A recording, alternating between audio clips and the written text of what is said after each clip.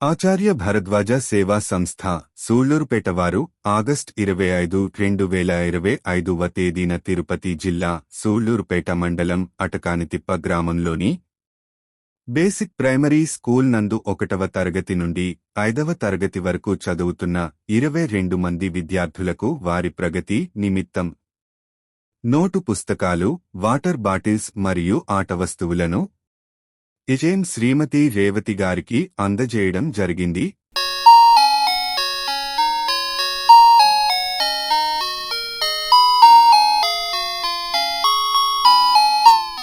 అదేవిధంగా Venadu model primary school విద్యార్థులకు కూడా సంస్థవారు ఆట వస్తువులను ఇచ్చెం శ్రీమతి వర్ధినేని మమత గారికి అందజేయడం జరిగింది.